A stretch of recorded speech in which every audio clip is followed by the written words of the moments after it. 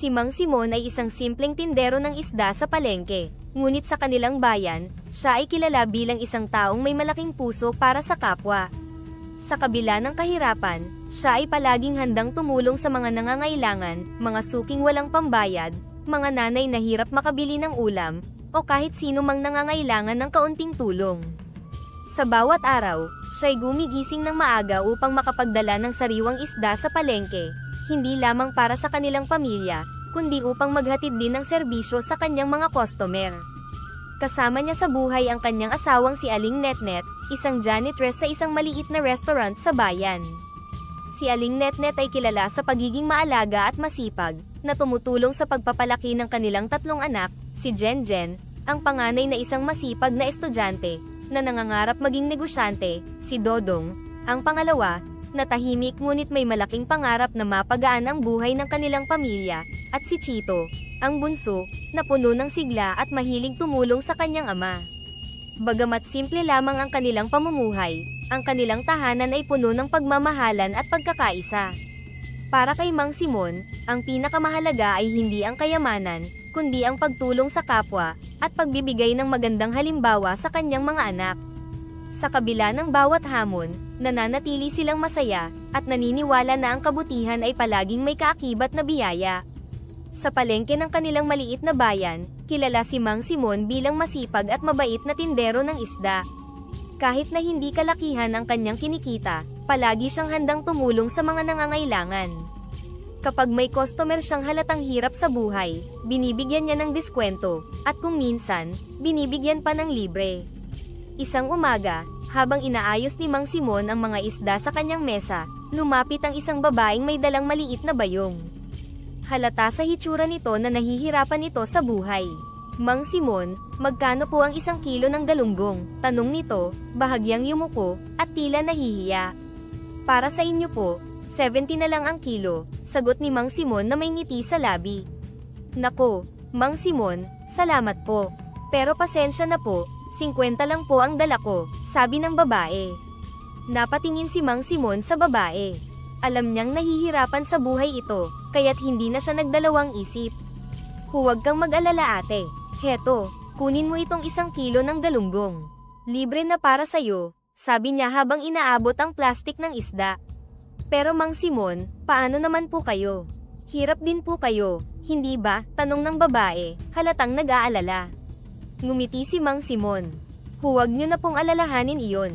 Mas mahalaga na may ulam kayo sa hapunan. Makakabawi rin ako sa ibang araw.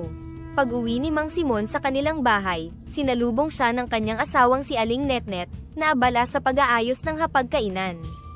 Kumusta ang benta, Simon? Tanong ni Netnet habang inilalagay ang mangkok ng sinigang sa mesa. Medyo mahina, pero ayos lang, sagot ni Mang Simon. Umupo siya sa bangko at napabuntong hininga.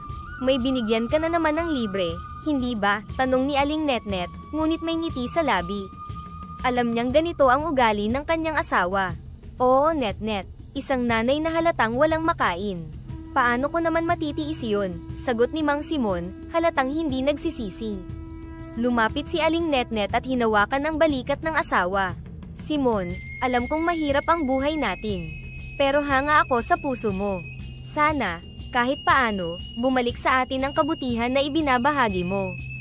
Walang duda Netnet, ang kabutihan ay laging may balik. Hindi man natin makita ito agad-agad, tiyak na darating din ang biyaya, sagot ni Mang Simon na may ngiti sa kanyang mukha. Kinagabihan, habang naghahapunan, nag-usap ang pamilya tungkol sa kanilang mga pangarap. Tay, balang araw, gusto ko pong mag-aral ng business management, para matulungan ko kayong palakihin ang maliit niyong negosyo, sabi ni Jenjen, ang panganay nilang anak.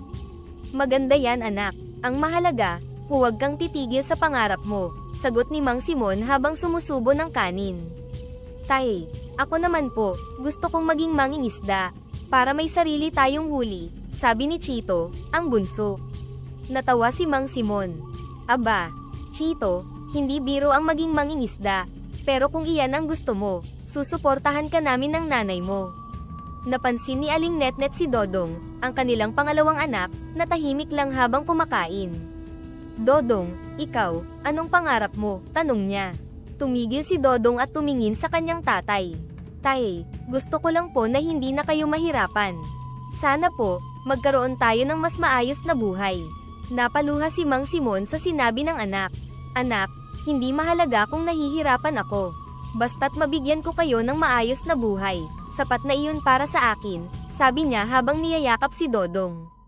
Sa kabila ng kanilang kahirapan, masaya at mayroong pagmamahalan ang kanilang pamilya. Para kay Mang Simon, ang kabutihan sa kapwa at pagmamahal sa pamilya ang pinakamahalaga sa buhay. Habang natutulog ang kanyang mga anak, nakatingin siya sa langit mula sa maliit nilang bintana. Diyos ko, salamat sa bawat araw. Sana, gabayan niyo pa kami para magpatuloy sa pagiging mabuting tao, bulong niya bago siya pumikit at nagpahinga, handa na muling harapin ang bukas. Isang araw, habang nagtitinda, napansin ni Mang Simon ang isang matandang babae na nakaupo sa gilid ng palengke. Payat ito, halatang gutom, at may hawak na maliit na baso na plastik na ginagamit niya upang manghingi ng konting barya. Nakatingin ito sa mga taong dumadaan, ngunit wala ni isa ang lumapit sa kanya. Lumapit si Mang Simon sa matanda, hawak ang kanyang baon na adobong manok. Nanay, kumain na po ba kayo? Tanong niya. Tumingin ang matanda kay Mang Simon at napailing. Hindi pa iho. Wala akong pambili ng pagkain, mahinang sagot nito. Walang pag-aalinlangan, iniabot ni Mang Simon ang kanyang baon. Heto po nay, kainin niyo po ito para magkaroon kayo ng lakas, sabi niya habang pinupunasan ang pawis mula sa kanyang noo. Salamat sa pagkain iho, pero baon mo ata ito. Paano naman ikaw? Tanong ng matanda, halatang nag-aalala. Ngumiti si Mang Simon at sinabing, huwag po kayong mag-alala sa akin nay. Kakain na lang po ako mamaya sa karinderya. Ang mahalaga po ay makakain kayo. Habang kumakain ang matanda, bumalik si Mang Simon sa kanyang pwesto. Ngunit hindi siya mapalagay. Napansin niyang masyadong gutom ang matanda, at maaaring hindi sapat ang kanyang baon para sa maghapon ng matanda. Kaya't kumuha siya ng 3 isda mula sa kanyang paninda, nilagay ito sa isang plastik, at bumalik siya sa matanda. Heto po nay, para may ulam pa kayo mamayang gabi, sabi niya habang inaabot ang mga isda. Napaluha ang matanda sa sobrang pasasalamat. Iho, hindi ko alam kung paano kita pasasalamatan. Napakabuti ng puso mo, sabi nito habang nanginginig ang kamay sa pagtanggap ng mga isda. Walang anuman po nay. Kapag may kailangan pa po kayo, huwag po kayong mahihiyang lumapit, sagot ni Mang Simon na may ngiti sa labi. Habang bumabalik siya sa kanyang pwesto, ramdam niya ang gaan ng loob. Iniisip niya, kahit sa maliit na paraan ay natulungan ko siya. Ang mahalaga ay nakapagdulot ako ng kaunting ginhawa. Sa kabila ng kanyang simple at payak na pamumuhay, naniniwala si Mang Simon na ang tunay na yaman ay hindi nasusukat sa pera, kundi sa kabutihang naibibigay sa kapwa. Kinabukasan, habang abala si Mang Simon sa pagtitinda ng isda sa palengke, napansin niya ang pamilyar na matandang babae na papalapit sa kanyang pwesto. May dala itong maliit na balde, at may ngiti sa kanyang mukha. Iho, gusto kong magpasalamat sa kabutihan mo kahapon, sabi ng matanda habang iniabot ang balde kay Mang Simon. Nako, wala pong anuman nay. Mas mahalaga po sa akin na nakatulong ako, sagot ni Mang Simon, halatang nagtataka sa balde. Pero ano po ito? Isang isda po, pero mas kailangan niyo po ito kaysa sa akin. Marami pa po akong isda rito, dagdag niya habang tumatangging tanggapin ang balde. Ngunit ngumiti ang matanda at bahagyang umiling. Iho, hindi ito pangkaraniwang isda, sabi niya, may kakaibang ningning sa kanyang mga mata. Alagaan mo ito ng mabuti, at huwag mong ibebenta ito. Malalaman mo rin kung bakit ko ito ibinibigay sa'yo. Pero nay, para po ba talaga sa akin ito? Baka mas kailangan niyo po ito. Tanong ni Mang Simon, na lalo pang nag-aalangan. Hindi na. Napagpasyahan ko nang ibigay ito sa iyo, dahil nakita ko ang kabutihan ng puso mo. Ang bagay na ito ay nararapat lamang sa isang taong tulad mo, sagot ng matanda. Pagkasabi nito, tumalikod na siya at naglakad palayo. Naiwan si Mang Simon na nagtataka habang hawak-hawak ang timba. Ano kaya ang ibig niyang sabihin, na hindi ito pangkaraniwang isda, tanong niya sa sarili. Dahil sa kuryosidad, binuksan niya ang balde, at halos mapanganga siya sa nakita. Sa loob ng balde ay isang bangus na kumikislap ang kaliskis. Para itong nababalutan ng liwanag, na tila sumasalamin sa bawat sinag ng araw. Napakaganda nito, parang hindi totoo, bulong niya sa sarili habang tinitingnan ng isda. Pagdating niya sa bahay, agad siyang sinalubong ni Aling Netnet. Simon, ano naman yan? Mukhang kakaibang bangus yan tanong nito habang inilalagay ang hawak na labahin sa tabi. Ewan ko Netnet, ibinigay ito sa akin ng matandang tinulungan ko kahapon. Sabi niya, alagaan ko raw ito ng mabuti, at huwag kong ibebenta, sagot ni Mang Simon habang inilalagay ang bangus sa isang malinis na planggana. Napatingin si Aling Netnet sa bangus. Simon, parang espesyal nga ito. Ang kislap ng kaliskis, at parang may mahika. Sigurado ka bang para sa atin ito? Ganoon na nga, Netnet. Pero hindi ko alam kung ano ang ibig sabihin ng matanda. Sa ngayon, aalagaan ko muna ito, tulad ng sinabi niya, sagot ni Mang Simon. Habang pinagmamasdan nila ang bangus, napansin nilang tila mas maliwanag ang planggana dahil sa kislap ng kaliskis ng bangus. Simon, sa tingin mo, bakit ibinigay sa atin ito? Tanong ni Aling Netnet, halatang nagtataka ngunit namamangha. Hindi ko rin alam Netnet, pero pakiramdam ko, may dahilan ang lahat. Siguro, isa itong biyaya. Alagaan na lang muna natin, sagot ni Mang Simon. Sa gabing iyon, habang nakahiga, iniisip pa rin ni Mang Simon ang bangus. Ano kaya ang ibig sabihin ng matanda? Bakit tila espesyal ang bangus na ito? Sana'y hindi ko ito magamit sa masama. Ang mahalaga, aalagaan ko ito ng tama.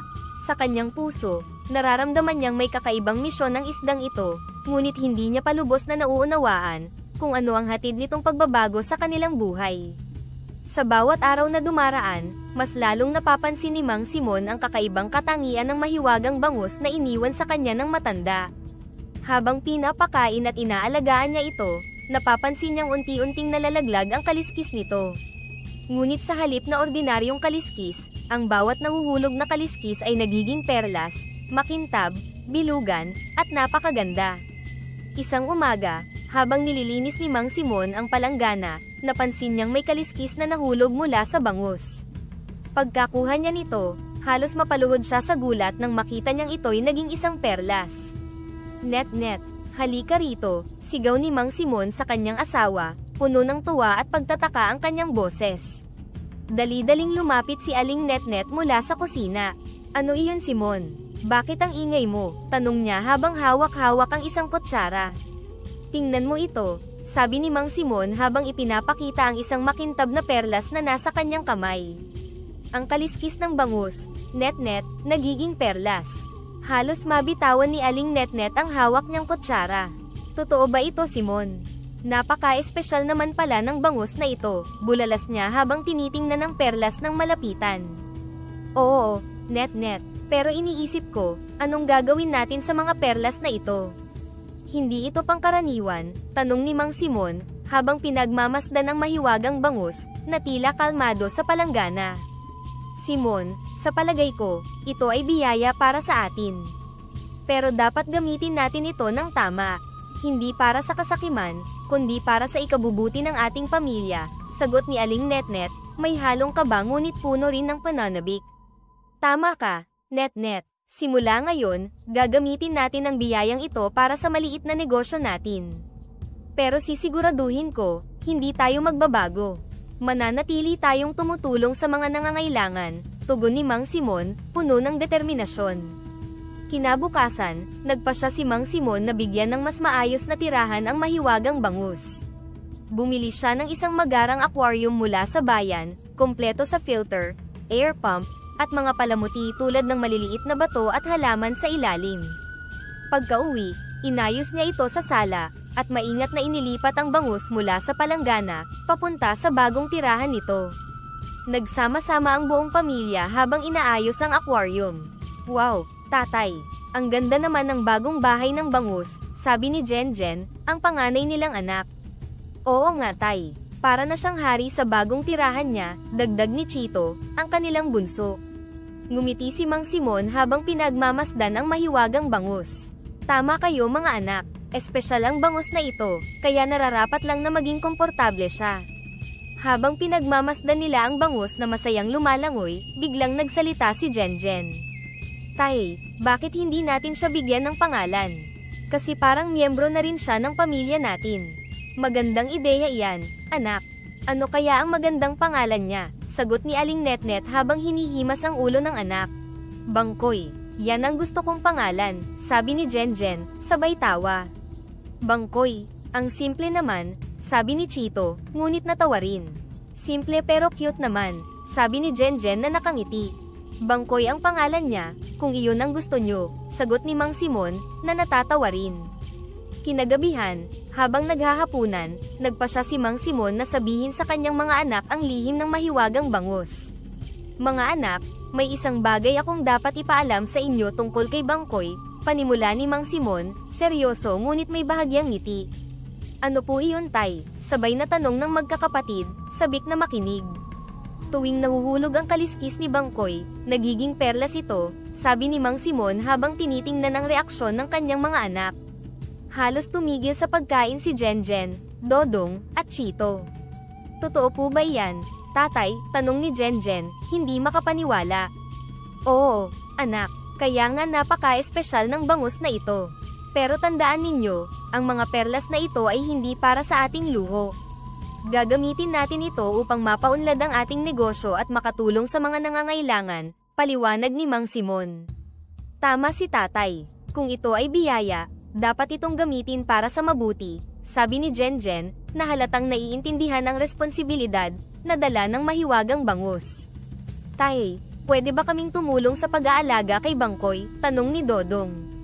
Pwede naman anak, basta't tandaan ninyo, alagaan nyo siya ng maayos. At huwag niyong ipagsasabi sa iba ang tungkol sa mahiwagang bangus, bilin ni Mang Simon. Opo tay, pangako namin, sagot ng magkakapatid. Habang natutulog ang buong pamilya, pinagmasdan ni Mang Simon ang bangus sa aquarium nito. Salamat sa biyayang ito Panginoon. Sisiguraduhin kong gagamitin namin ito sa tama. Sana'y manatili kaming mapagkumbaba at handang tumulong sa iba, bulong niya sa kanyang sarili. Sa liwanag ng buwan, ang bangus na si Bangkoy ay kalmadong lumalangoy sa loob ng kanyang bagong tirahan, habang ang kanyang kumikislap na kaliskis, ay tila nagbibigay ng liwanag at pag-asa sa tahanan ni Mang Simon. Sa tulong ng mga perlas mula kay Bangkoy, hindi maikakailang naging mas maginhawa ang kanilang buhay. Mula sa dating maliit at sirasirang bahay na gawa sa pawid at kahoy, unti-unti niyang naipagawa ang kanilang tahanan. Ngayon, ito'y may sementadong pader, dekuryenteng ilaw, at maayos na bubong. Simon, hindi ko akalaing darating tayo sa puntong ito, sabi ni Aling Netnet habang pinagmamasdan ang bagong ayos nilang bahay. Alam mo, Netnet, kahit ako hindi ko rin akalain. Pero alam mo ba kung bakit? Dahil sa biyaya na bigay ni Bangkoy, sagot ni Mang Simon, habang tinatapik ang balikat ng kanyang asawa. Napaka-espesyal talaga ni Bangkoy. Pero higit sa lahat Simon, espesyal ka rin dahil hindi mo nakakalimutang tumulong sa iba, sabi ni Aling Netnet, puno ng pagmamalaki sa asawa. Isang araw, habang nag-aayos si Jenjen ng kanyang gamit sa paaralan, pumasok si Dodong sa kwarto. Ate, napapansin mo ba? Ang daming estudyante sa eskwelahan natin na nakatsinelas lang, sabi ni Dodong, halatang naaawa. Oo nga Dodong, may iba pa nga na wala ring papel at lapis, sagot ni Jenjen. Narinig ito ni Mang Simon na nakaupo malapit sa bintana. Napaisip siya, bakit hindi ko kaya tulungan ang mga batang yon? Baka ito ang tamang paraan upang may bahagi pa ang biyayang natatanggap namin. Kinagabihan, kinausap ni Mang Simon ang kanyang pamilya habang sila'y naghahapunan. Netnet, Jenjen, Dodong, at Chito, may naisip ako, panimula ni Mang Simon habang sumusubo ng kanin.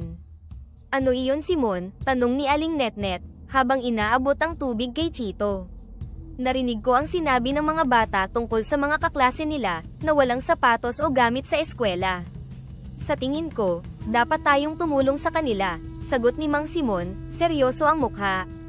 Napatigil si Jenjen sa pagkain. Tay, sigurado po ba kayo? Gagastos po tayo ng malaki, sabi niya na nag-aalangan. Ngumiti si Mang Simon. Anak, alam ko na hindi maliit ang gagastusin natin. Pero isipin ninyo, may biyaya tayong natatanggap mula kay Bangkoy.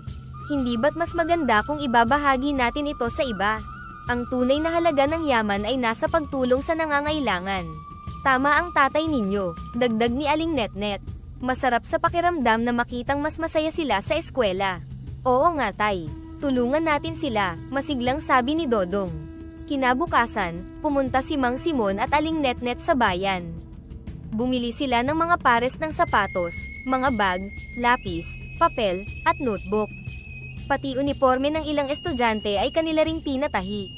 Ilang oras silang nag-ikot para makumpleto ang mga gamit na ibibigay nila. Habang inaayos ang mga bagong bili na gamit sa kanilang bahay, napatigil si Mang Simon at ngumiti. Netnet, alam mo, hindi ko inakala na darating tayo sa puntong makakabili tayo ng ganito. Dati, hirap na hirap tayo kahit pambili lang ng gamit ni Jenjen at Dodong. Tama ka Simon, pero ang mahalaga, hindi natin nakakalimutan kung saan tayo nanggaling. Mas masarap ang buhay kapag ibinabahagi natin ang biyaya, sagot ni Aling Netnet habang hinaahaplos ang braso ng asawa. Isang Lunes ng umaga, bago magsimula ang klase, tinipon ni Mang Simon ang mga estudyante sa bakuran ng eskwelahan. Mga bata, alam kong hindi madali ang buhay para sa inyo.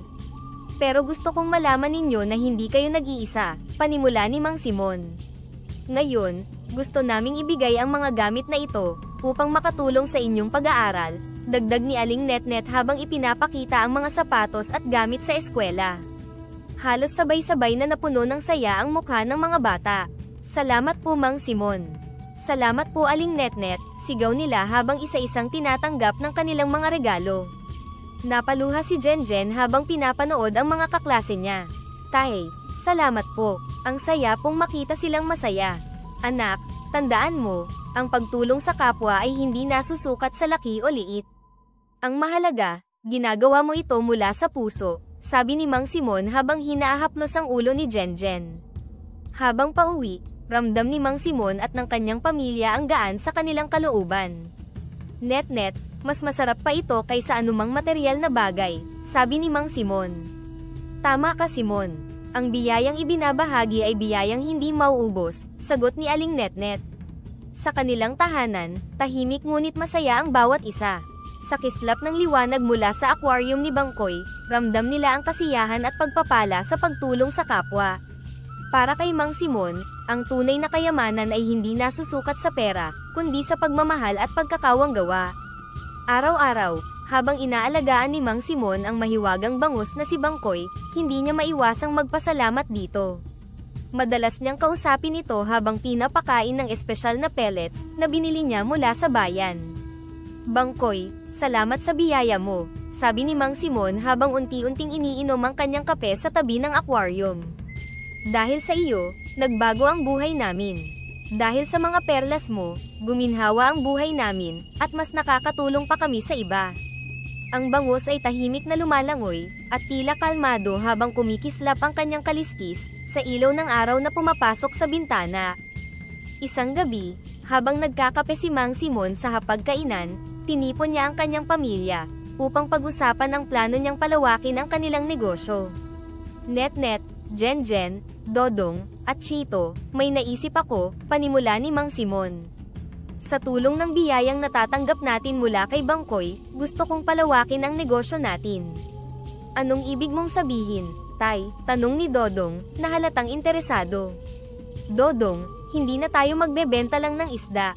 Gusto kong magdagdag ng karne at iba pang produkto para mas maraming mamimili ang mapagsilbihan natin, sagot ni Mang Simon.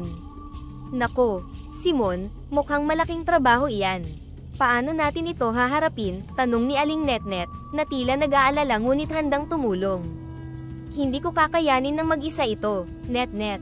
Kaya gusto kong tumigil ka na sa pagja-janitor, at dito ka na tumulong sa negosyo. Mas magiging maayos ang daloy ng trabaho kung magkasama tayo, sagot ni Mang Simon, puno ng determinasyon. Net-net, matagal na kitang gustong kausapin tungkol dito. Alam kong mahirap para sa iyo ang trabaho mo sa restaurant. Mas gusto ko na mas maraming oras ka rito sa bahay at sa negosyo natin, patuloy ni Mang Simon habang tinitingnan ng kanyang asawa. Simon, sigurado ka ba?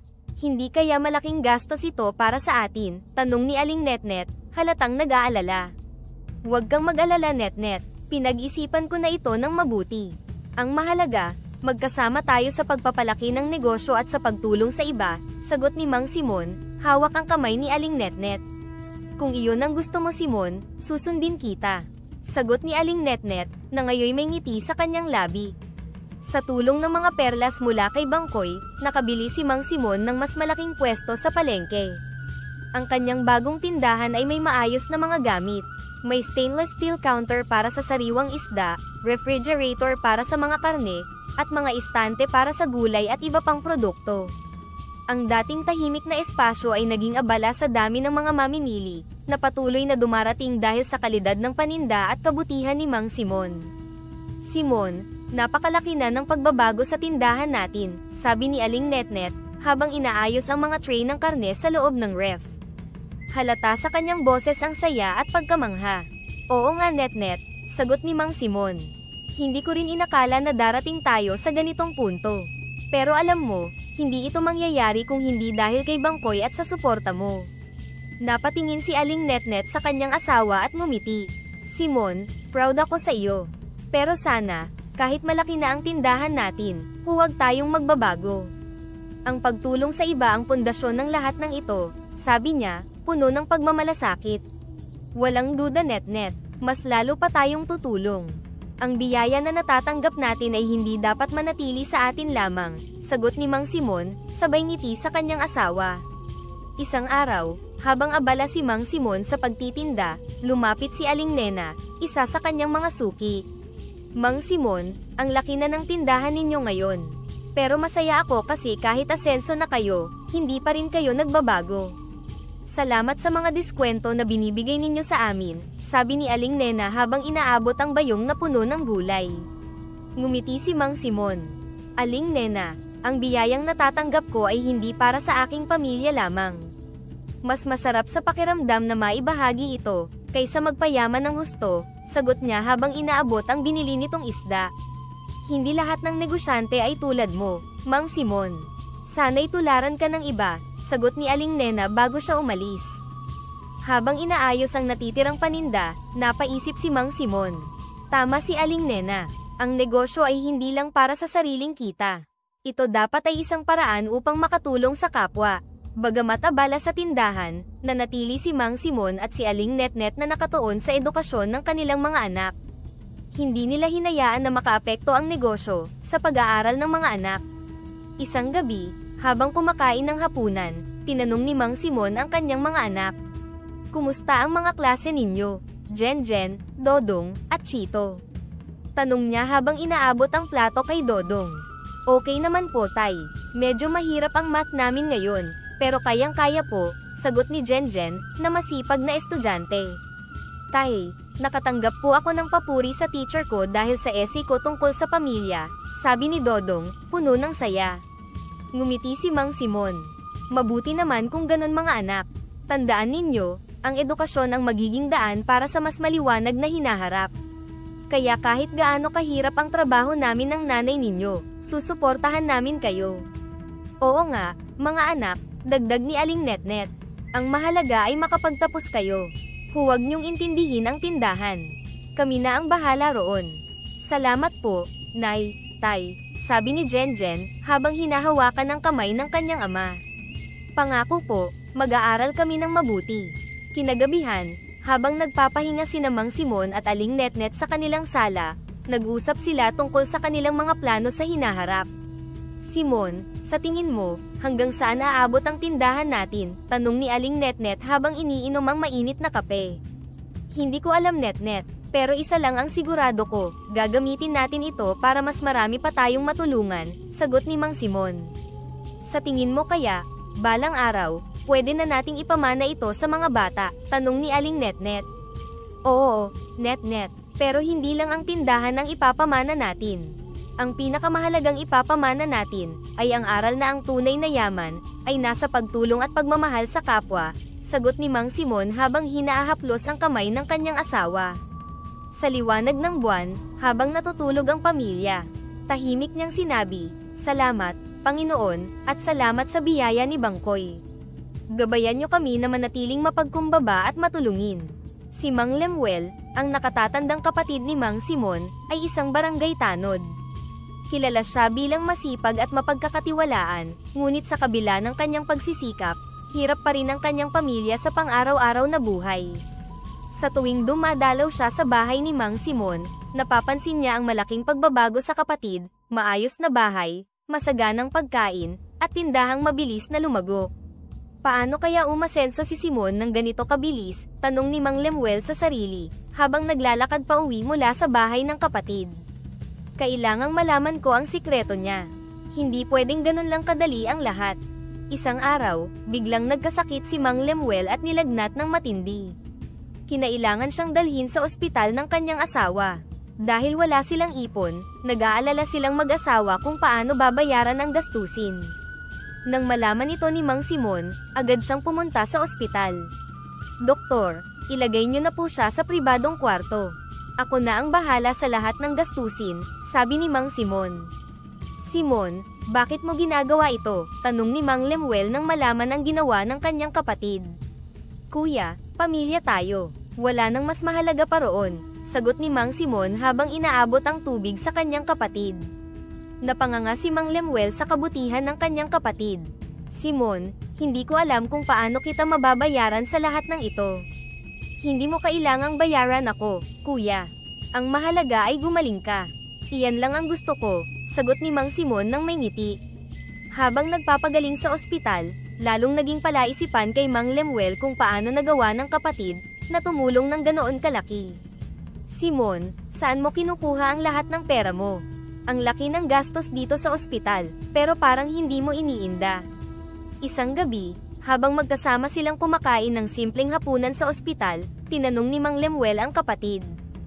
"Simon, hindi ko maitatanggi na ang laki ng pagbabago sa buhay mo. Paano mo nagawa iyon? Anong sikreto mo?" direktang tanong ni Mang Lemuel. Ngumiti si Mang Simon. "Kuya, tiyaga, dasal, at tamang paggamit ng biyaya. Ang mahalaga ay maging matapat ka sa ginagawa mo, at tumulong sa iba. Darating din ang tamang pagkakataon." Ngunit hindi kumbinsido si Mang Lemuel. "Tiyaga at dasal, parang hindi iyon sapat para sa ganitong kalaking tagumpay. Ano pa kaya ang hindi niya sinasabi sa akin?" bulong niya sa kanyang sarili. Nang gumaling na si Mang Lemuel, hinatid siya ni Mang Simon pauwi. Sa kanilang pag-uwi, dama ni Mang Lemuel ang bigat ng utang na loob sa kanyang kapatid, dahil sa lahat ng tulong na natanggap niya, sa panahon ng kanyang pagkakasakit. "Kuya, magpahinga ka na lang muna. Huwag kang mag-alala sa mga gastusin mo. Ako na ang bahala," sabi ni Mang Simon habang inaayos ang mga gamot na dala nila. "Simon, salamat ulit sa lahat ng ginawa mo para sa akin," tugon ni Mang Lemuel. Ang kanyang boses ay puno ng pasasalamat ngunit may bahid pa rin ng pagtataka. Tila may nais siyang itanong, ngunit pinili niyang manahimik. Habang binabaybay nila ang daan pauwi, tahimik na nag-isip si Mang Lemuel. Hindi niya maikakaila ang paghanga sa mga nagawa ng kanyang kapatid, ngunit may bahagi sa kanyang puso ang nagtataka pa rin kung paano nakamit ni Mang Simon ang umasenso sa maikling panahon.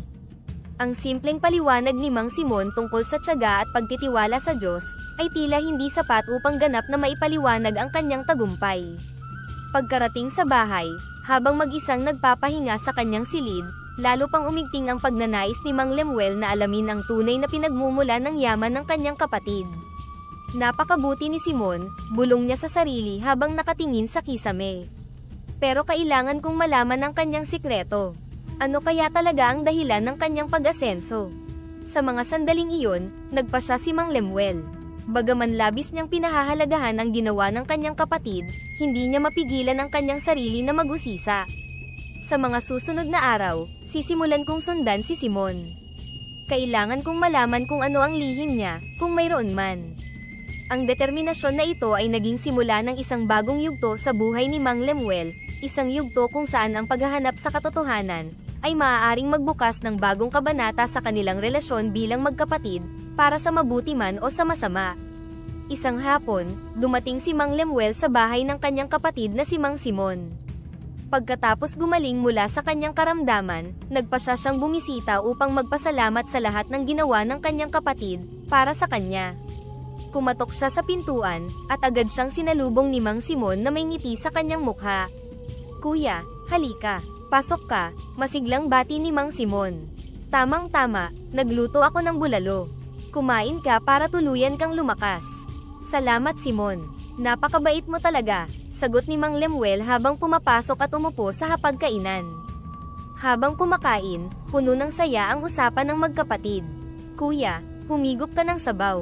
Masustansya ito, tiyak na makakatulong ito para manumbalik ang lakas mo, sabi ni Mang Simon habang iniaabot ang mangkok.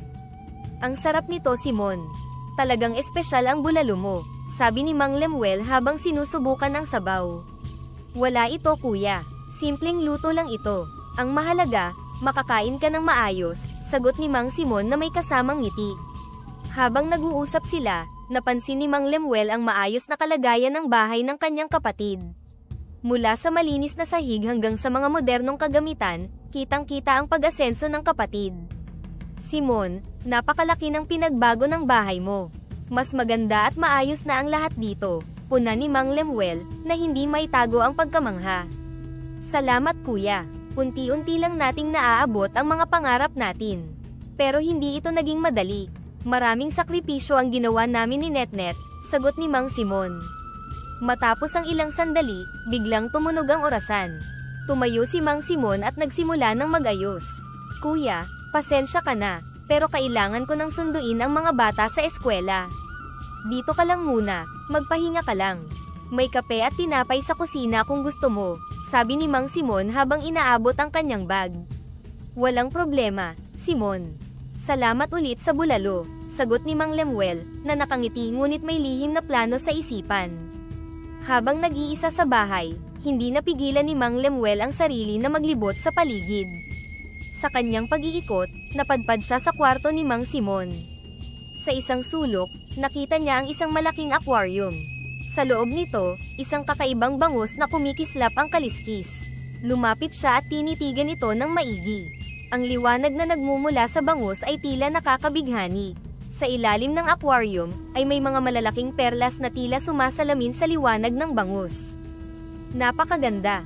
Ito pala ang sikreto ni Simon, bulong niya sa sarili habang nakatitig sa bangus. Lumabas siya ng kwarto at nakita sa labas ng bahay ang isang maliit na balde. Bumalik siya sa aquarium, binuksan ito, at maingat na kinuha ang bangus. Inilagay niya ito sa balde na puno ng tubig. Habang ginagawa ito, naramdaman niyang mabilis ang tibok ng kanyang puso, isang halo ng kaba, pananabik, at inggit. Sa akin na ang isdang ito, at sigurado akong yayaman na rin ako, bulong niya sa kanyang sarili. Gabi na nang makauwi si Mang Simon, pagod at nais na lamang magpahinga. Ngunit sa pagpasok niya sa bahay, isang hindi inaasahang sitwasyon ang sumalubong sa kanya, ang kanyang minamahal na bangus, si Bangkoy, ay nawawala. Net-net, nawawala si Bangkoy, sigaw ni Mang Simon sa kanyang asawa, na nooy nag-aayos ng hapunan sa kusina. Anong ibig mong sabihin na nawawala? Paano mawawala ang bangus? Hindi naman ito tumatalon mula sa aquarium, sagot ni Aling Netnet, na agad na tumigil sa kanyang ginagawa at lumapit sa asawa. May kumuha sa kanya, sagot ni Mang Simon, ang tono ng kanyang boses ay puno ng pagkabigla at kaba, habang masinsinang tinitingnan ang paligid. Tinignan niya ang bintana, ang pintuan, at ang paligid ng aquarium, ngunit wala siyang makitang palatandaan ng pagnanakaw. Sa kabila ng kanyang pangamba, ramdam ni Mang Simon ang lungkot. Para sa kanya, ang bangus ay hindi lamang isang biyaya, kundi simbolo ng kanilang pagsisikap at kabutihan sa kapwa. Sino ang gagawa nito? At bakit niya kinuha si Bangkoy? Tanong niya sa sarili, habang pinipigilan ang kanyang damdamin. Samantala, si Mang Lemuel ay nasa kanyang bahay, tahimik na pinagmamasdan ang bangus sa balde. Napansin niyang hindi kumikislap ang kaliskis nito tulad ng dati. Habang lumilipas ang oras, tila nawawala ang liwanag ng bangus, at tumamlay. Bakit parang hindi na ito katulad ng nakita ko sa bahay ni Simon?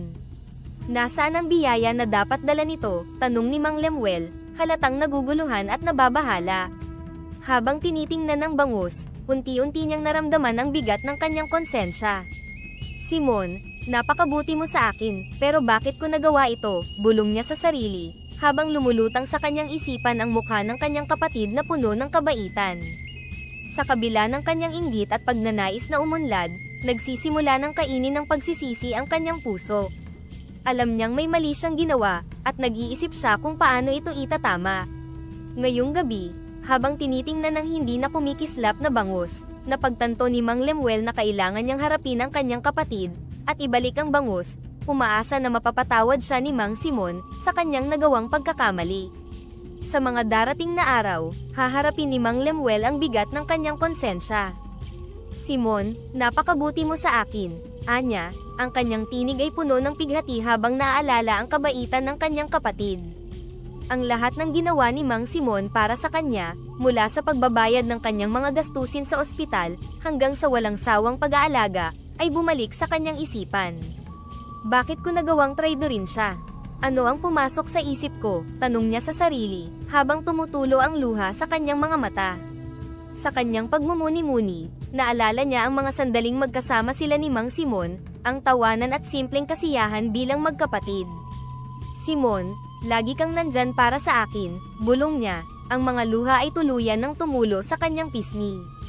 Ikaw ang nag-alaga sa akin noong ako'y may sakit, nagbayad ng ospital, at nagbigay ng suporta nang walang hinihinging kapalit. Paano ko nagawang ipagkanulo ang tiwala mo sa akin? Napayuko si Mang Lemuel, ang kanyang mga kamay ay mahigpit na nakakapit sa gilid ng balde. Kasakiman, inggit, ito ang nagudyok sa akin. Pero ano ang halaga ng perlas, kung ang kapalit naman ay ang pagkawasak ng pamilya? Sa gitna ng kanyang pagmumuni-muni, biglang bumukas ang pinto at pumasok ang kanyang asawa. Nakita niya ang kalagayan ni Mang Lemuel at agad na lumapit. Lemuel, anong nangyayari?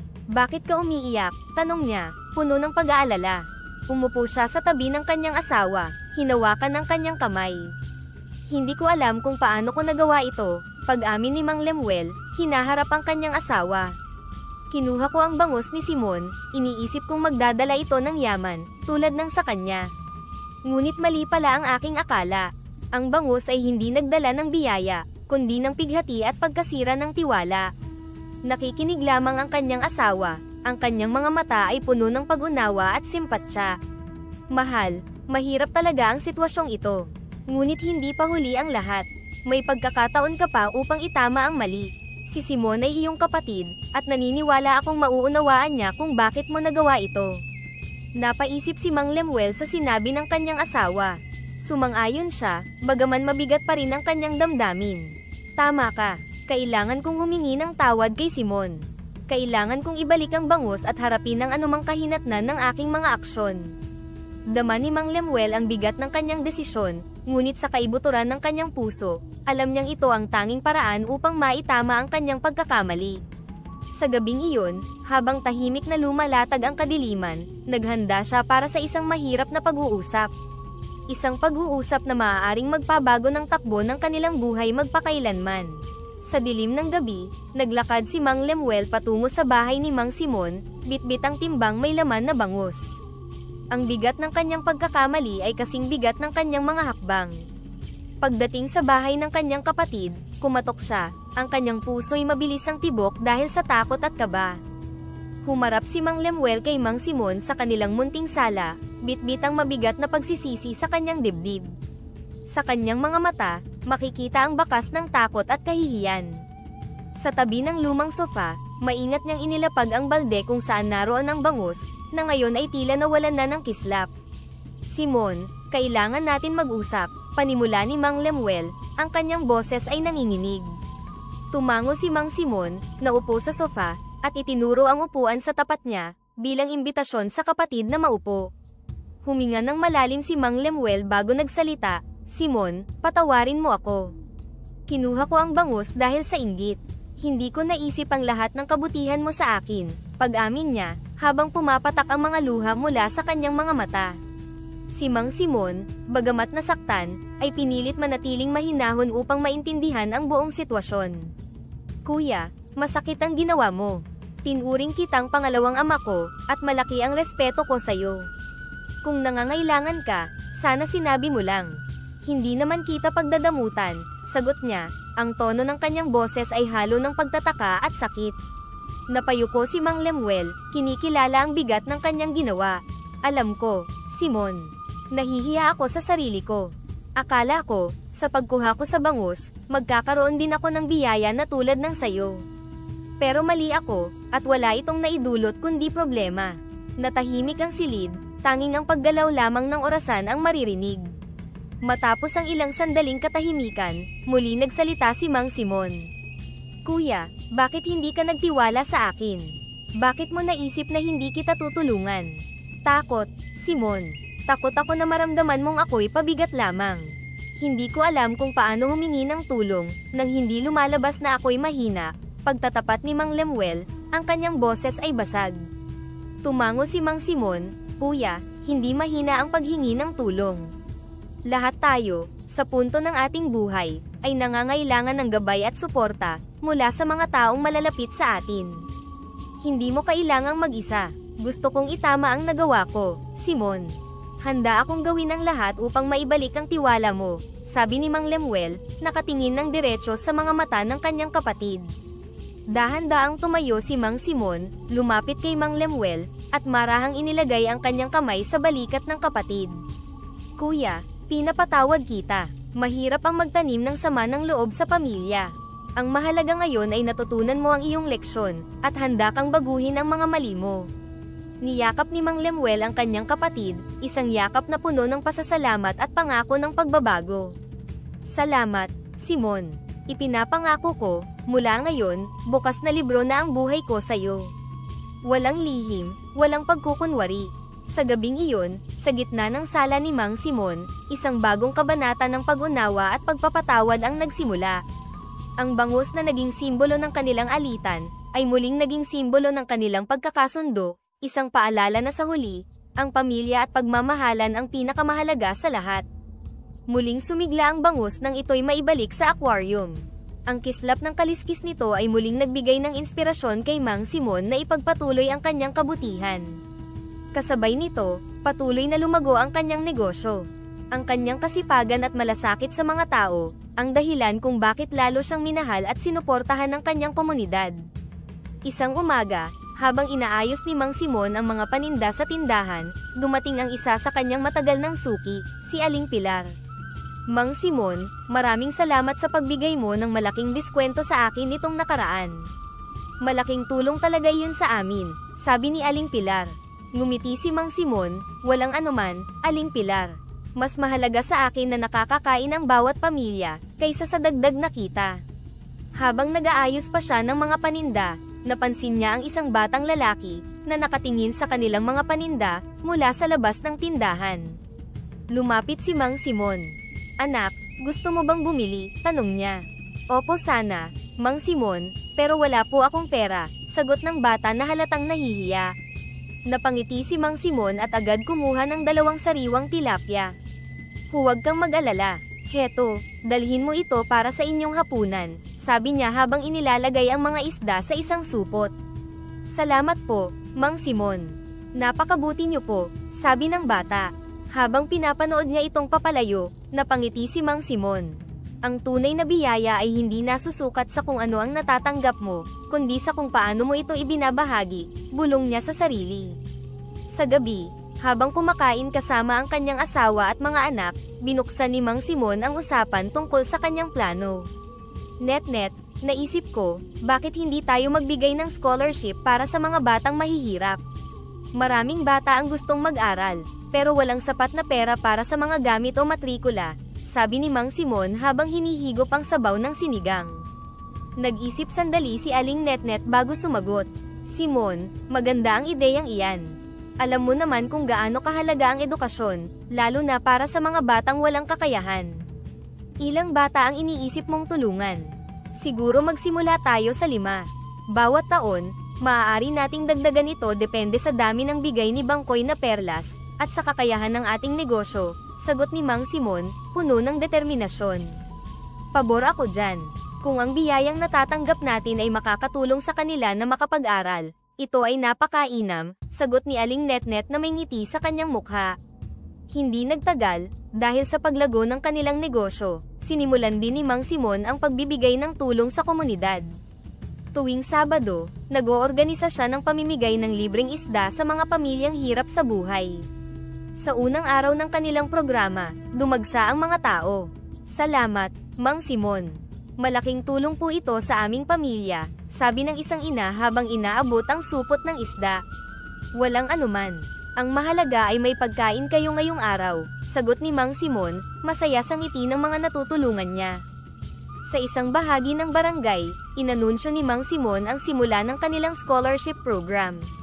5 bata ang napili mula sa mga mahihirap na pamilya upang makatanggap ng pondong pangmatrikula. Salamat po, Mang Simon. Pangarap ko pong maging doktor balang araw, at malaking tulong po ito para makapag-aral ako, sabi ng isang batang babae habang tumutulo ang luha ng pasasalamat. Huwag mong kalimutang mag-aral ng mabuti. Ang edukasyon ang magiging tulay mo sa mas magandang kinabukasan, sagot ni Mang Simon habang hinahaplos ang ulo ng bata.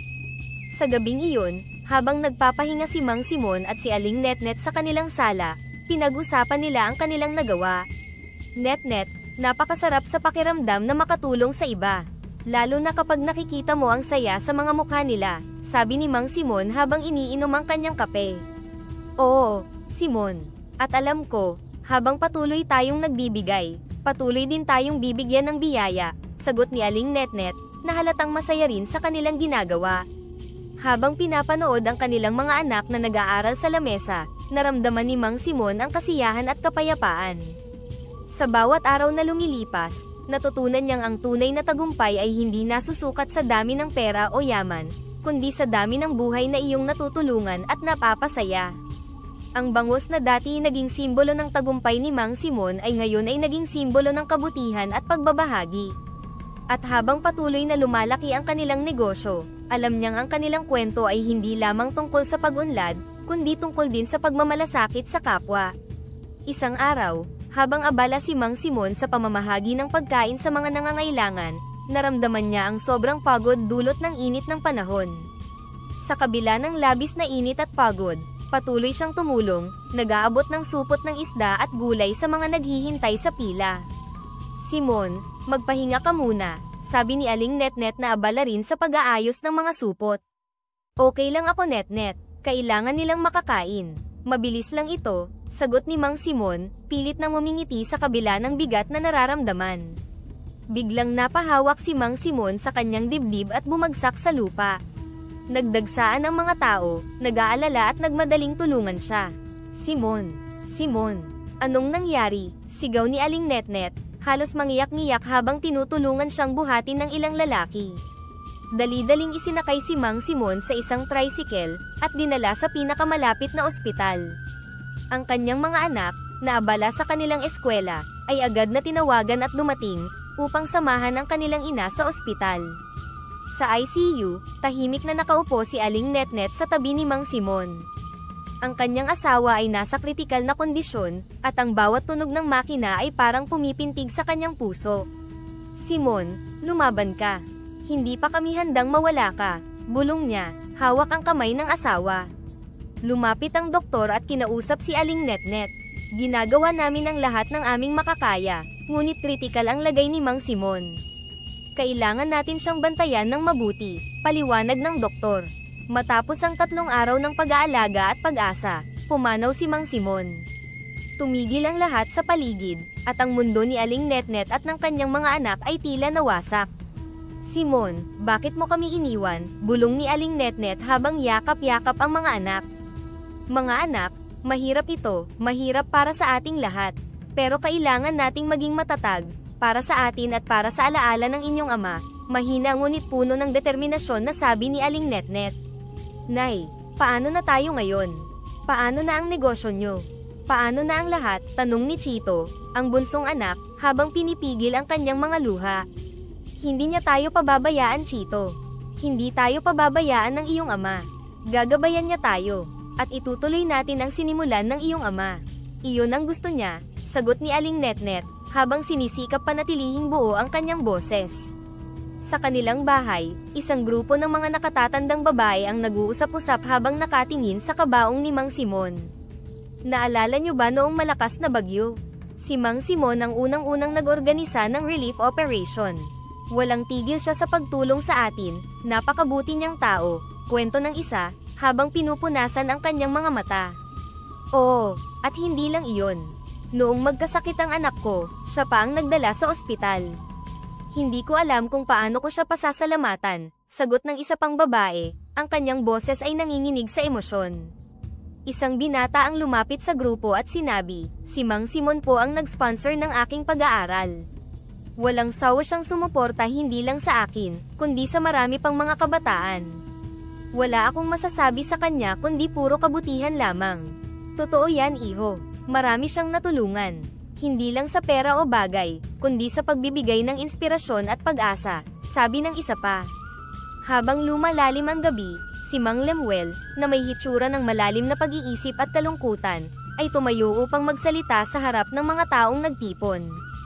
Inayos niya ang kanyang lalamunan, at nagsimulang ibahagi ang kanyang mga saloobin. Mga kababayan, panimula niya, ang kanyang boses ay matatag ngunit may bigat ng damdamin. Ngayong gabi, habang pinagmamasdan ko ang lahat ng naririto, napapaalala sa akin kung gaano kahalaga ang aking kapatid sa ating lahat.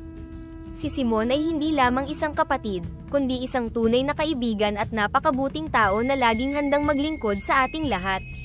Tumigil siya, at tumingin sa mga mukha ng mga tao, ang kanyang mga mata ay kumikislap sa luha. Marami siyang nagawa hindi lamang para sa kanyang pamilya kundi para sa ating lahat. Mula sa pagkain na kanyang ipinamamahagi sa mga nangangailangan, hanggang sa suporta sa edukasyon ng ating kabataan. Ang kanyang kabutihan ay umabot sa maraming tahanan, at nagtanim ng pag-asa sa maraming puso.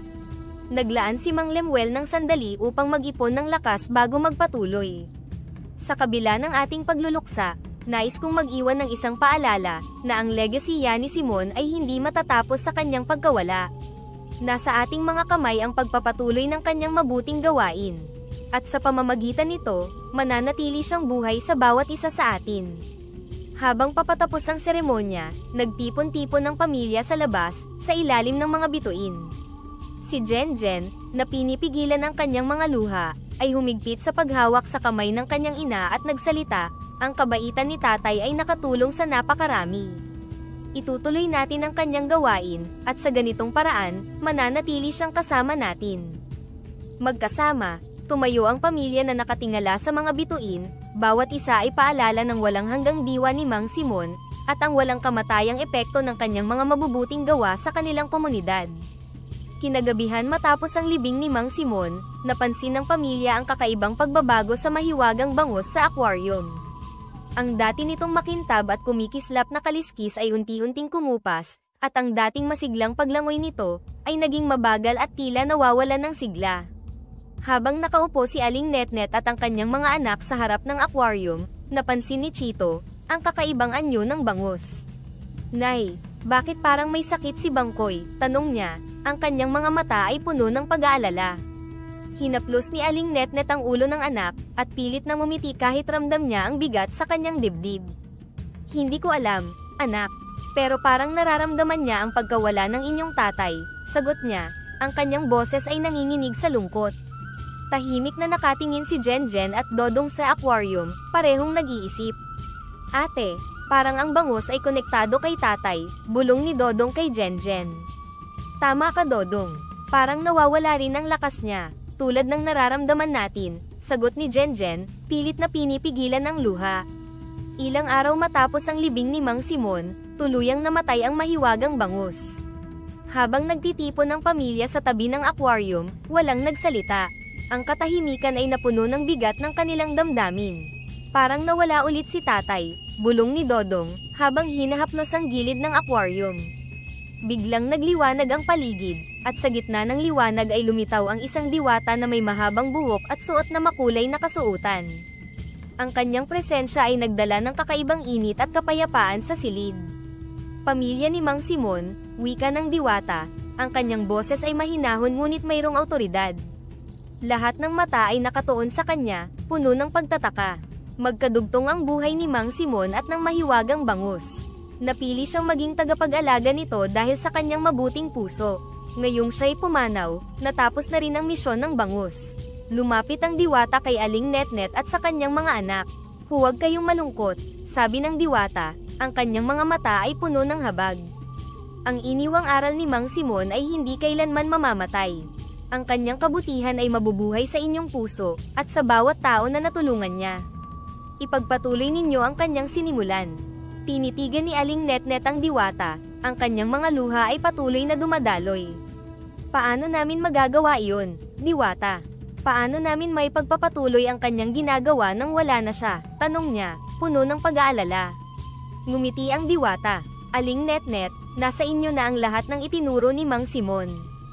Ang inyong tapang, pagmamahal, at pagtutulungan bilang pamilya ay sapat na upang maipagpatuloy ang kanyang misyon. Ang kanyang alaala ay gabay na magpapatibay sa inyo. Bago mawala ang Diwata, iniabot niya ang isang maliit na kumikislap na perlas sa pamilya. Ito ay simbolo ng kabutihan at pagmamahal ni Mang Simon. Alagaan ninyo ito, at hayaan itong maging paalala ng kanyang legasiya. Bagamat puno ng lungkot, nagpa siya ang pamilya na ipagpatuloy ang negosyo at ang advokasya ni Mang Simon. Paglipas ng panahon, sa tulong ng kanilang sama-samang lakas, patuloy nilang pinalago ang negosyo. Mas marami pa silang natulungan, mula sa pamimigay ng pagkain sa mga nangangailangan, hanggang sa pagpapalawak ng scholarship program para sa mga batang mahihirap. Isang gabi, sa harap ng hapagkainan, nag-usap ang pamilya. Nay, maraming nangangailangan ng tulong ngayong buwan. Sa tingin ko, mas maganda kung dagdagan pa natin ang mga scholarship para sa mga bata, mungkahi ni Jenjen. Tama si ate, sagot ni Chito. At siguro, maglunsad tayo ng feeding program sa mga paaralan para sa mga estudyanteng nangangailangan. Ngumiti si Aling Netnet sa kanyang mga anak. Mga anak, ang inyong tatay ay siguradong magiging masaya sa ginagawa natin. Lahat ng ito ay para sa kanya at para sa mga taong mahalaga sa kanya. Habang lumilipas ang mga araw, ang kwento ni Mang Simon at ng mahiwagang bangus ay naging alamat sa kanilang bayan. Ang kanyang pamilya ay naging halimbawa ng pagmamalasakit at pagmamahal sa kapwa, na nagbigay inspirasyon sa maraming tao. Sa bawat araw na kanilang ginugol sa pagtulong, ramdam nila ang presensya ni Mang Simon. At sa bawat liwanag ng perlas na iniwan ng Diwata, naaalala nila ang aral na iniwan ng mahal nilang ama. Ang tunay na kayamanan ay hindi nasusukat sa kung ano ang iyong natanggap, kundi sa dami ng buhay na iyong natulungan at napasaya.